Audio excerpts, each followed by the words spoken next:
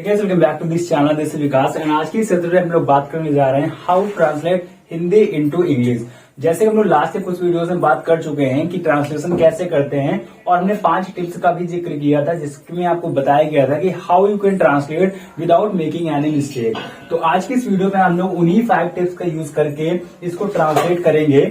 और अगर आपने उस वीडियो को नहीं देखा है तो जाके आप चैनल पे उस वीडियो को देख लीजिए, 5 टिप्स फॉर ट्रांसलेशन, जिससे आपको ट्रांसलेशन में गलती नहीं होगी। और अगर आप 9th और 10th के स्टूडेंट है तो 4 मार्क्स आपके डन हो जाएंगे। अगर आप 11th और 12th के हैं तो आपके 5 मार्क्स क्लियर हो जाएंगे। तो देखो, सबसे पहला स्टेप क्या था कि आपको स्टार्ट करना है और स्टार्ट करके वहां पे रुकना है जहां फुल स्टॉप मिले, कॉमा मिले या फिर क्वेश्चन मार्क मिले। तो जैसे इसमें लिखा हुआ है, रामलाल मेरी कक्षा का एक होनहार विद्यार्थी है, फुल स्टॉप मिला, स्टॉप इट। ओके, अब हमें स्टॉप तो मिल गया। अब सेकंड चीज हमें देखनी थी उसमें कि ये एक सेंटेंस है हिंदी का। ये क्या है? हिंदी का सेंटेंस है और हमें इसको ट्रांसलेट करना है इंग्लिश में। और सेंटेंस बनाने के लिए हमें 3 चीज चाहिए, सब्जेक्ट, वर्ब एंड ऑब्जेक्ट। तो पहली चीज आपको क्या दिख रही है भाई? सब्जेक्ट। तो सब्जेक्ट देखो जरा, इसमें है कौन, तो आप कैसे पता करें?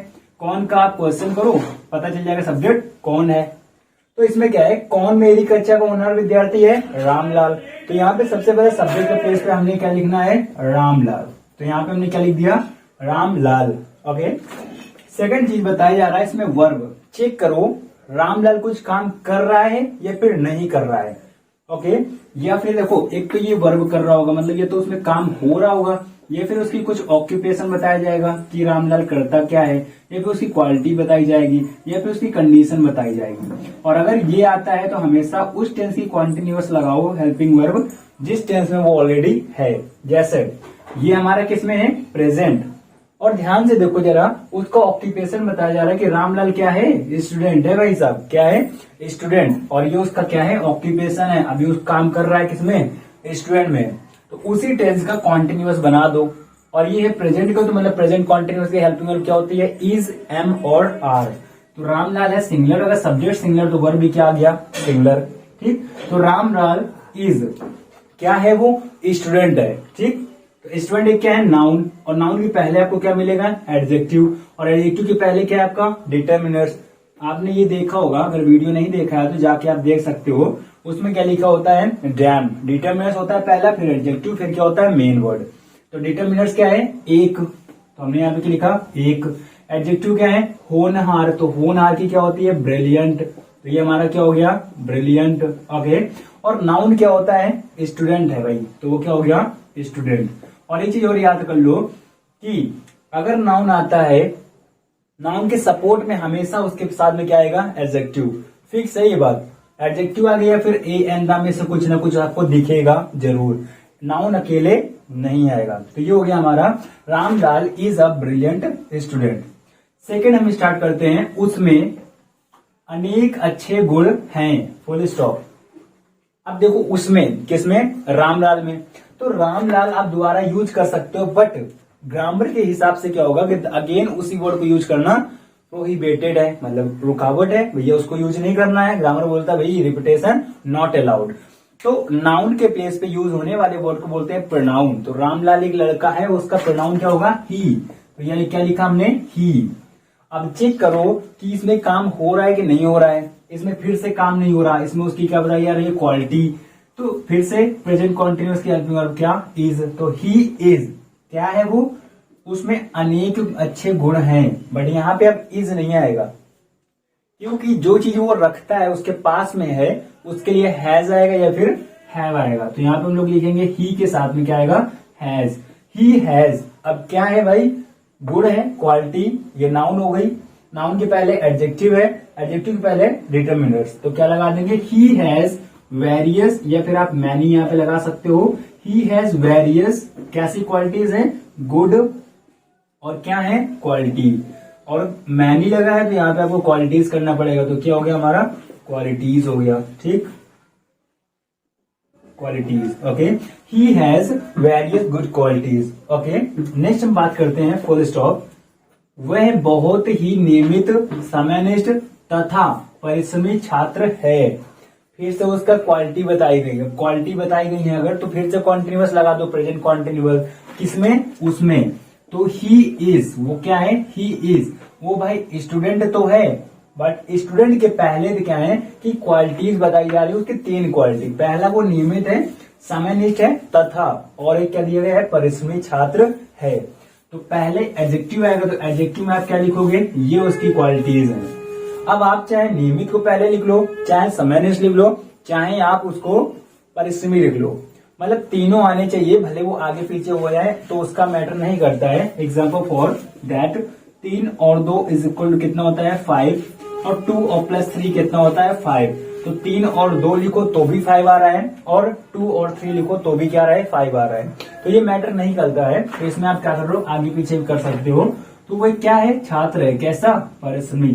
ही इज हार्ड वर्किंग, क्या लिखेंगे आप हम लोग, हार्ड वर्किंग, कॉमा समयनिष्ठ। समयनिष्ठ का क्या हो गया, पंक्चुअल, क्या हो गया ये, पंक्चुअल।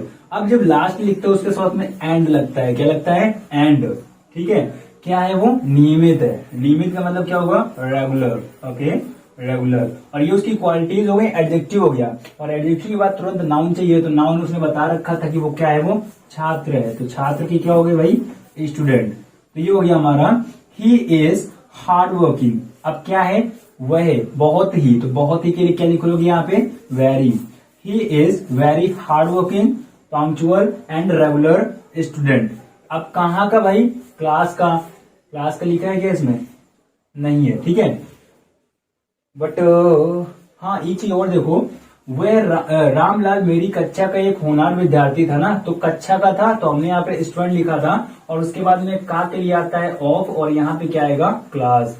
तो Ramlal is a brilliant student of, और फिर मेरी है तो यहाँ पे क्या लिखोगे, माई क्लास, और यहाँ पे क्या लिखोगे, ऑफ माई क्लास। जैसे आपको दिख रहा होगा ये नाउन, नाउन के पहले क्या आ गया, एडजेक्टिव, पजेसिव एडजेक्टिव। तो Ramlal is a brilliant student of my class, okay. He has various good qualities, he is very hard working, punctual and regular student, okay. आगे सुनते हैं।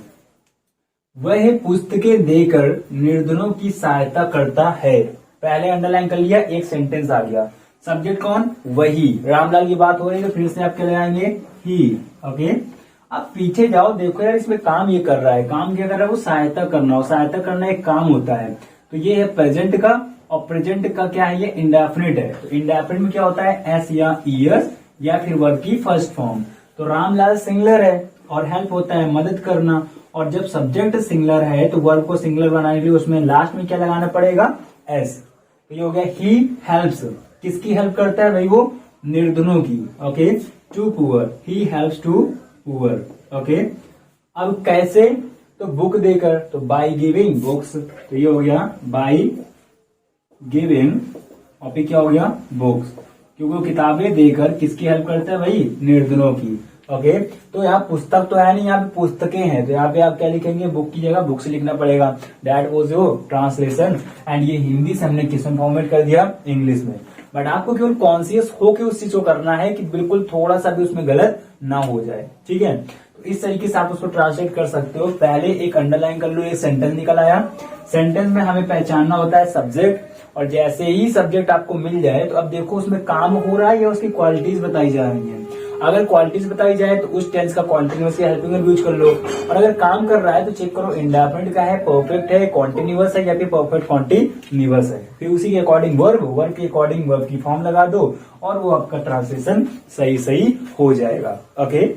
इस तरीके से हम ट्रांसलेट करते हैं। Well guys, it is enough for today and we will meet in the next session with new topic. Till that time, stay home, be happy. अगर आप इस चैनल पर नए हो, चैनल को अभी तक सब्सक्राइब नहीं किया है तो प्लीज चैनल को सब्सक्राइब कर लें, जिससे कि आगे आने वाली वीडियोस का नुकसान आपका ना हो। Well guys, we will meet in the next session with new topic. Till that time, stay home, be happy.